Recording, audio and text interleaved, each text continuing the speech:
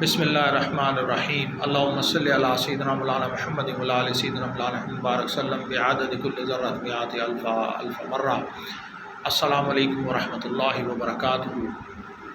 آج آپ سب کے گوش گزار نماز کے مکروہ اوقات کے متعلق بتائیں گے۔ جن اوقات میں نماز نہیں پڑھ سکتے وہ مکروہ اوقات کون سے ہیں۔ 3 مکروہ اوقات ہیں، یاد رکھیں، اور تینوں مکروہ اوقات کا تعلق سورج کی روشنی سے ہے، سورج کی موومنٹ سے ہے۔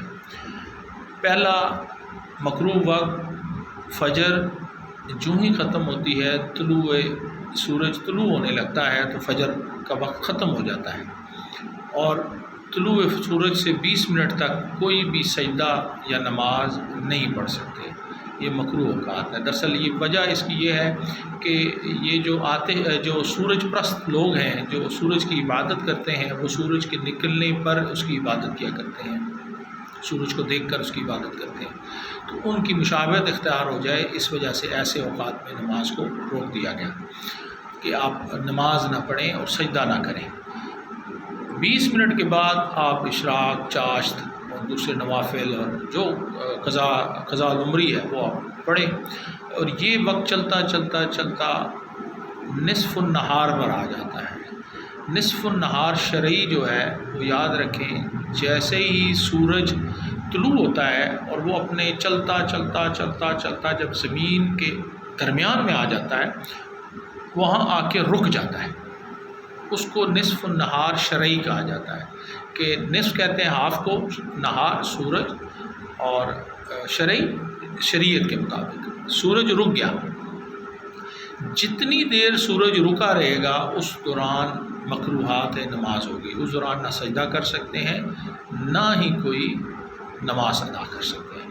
یہ تقریباً اس کا دورانیہ ہوتا ہے 30 منٹ، 35 منٹ، بعض جگہوں پر 40 منٹ تک کا میکسیمم دورانیہ ہوتا ہے۔ مقصد آسان الفاظ میں اس کو سے سمجھ لیں، جب تک سورج رکا رہے گا اس وقت تک کوئی بھی نماز یا سجدہ کرنا مکروہ ہے۔ جو ہی سورج دوبارہ چلنا شروع ہو جائے گا، زوال کی طرف داخل ہوگا۔ اچھا، اس میں زوال کے اوپر ایک بات یاد ہے کہ ہمارے یہاں عام طور پر رواج ہے کہ ہم لوگوں کے منہ سے نکلتا ہے کہ زوال کا وقت ہے، نماز نہ پڑھو۔ ایسا نہیں ہے۔ زوال کا وقت مقصد سورج کے غروب ہونے کی طرف، ڈھلنے کی طرف کو کہا جاتا ہے۔ تو جو ہی زوال کا وقت شروع ہوگا ظہر کا وقت شروع ہو جائے گا۔ ہم ظہر ادا کریں، ظہر سے لے کر عصر تک عبادات کریں، عصر کی نماز پڑھیں۔ اور تیسرا جو مکروہ وقت ہے وہ ہے مغرب سے 20 منٹ پہلے تک۔ جو ہی سورج کی کرنیں اپنا ریڈش ہونے لگ جائیں، غروب ہونے لگ جائیں، مطلب ریڈش شیپ میں آنا شروع ہو جائیں، تو وہ زوال کا وقت شروع ہو۔ 20 منٹ آخری جو ہوتے ہیں مغرب سے 20 منٹ پہلے تک زوال کا اپنا مکروہ وقت ہے۔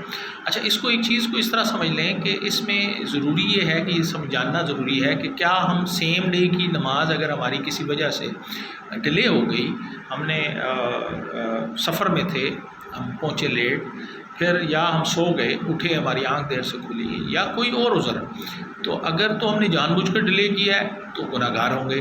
لیکن اگر جان بوجھ کے ڈیلے نہیں کیا، کسی عذر کی وجہ سے ہے، تو ہم نے سیم ڈے کی نماز ہم پڑھ سکتے ہیں۔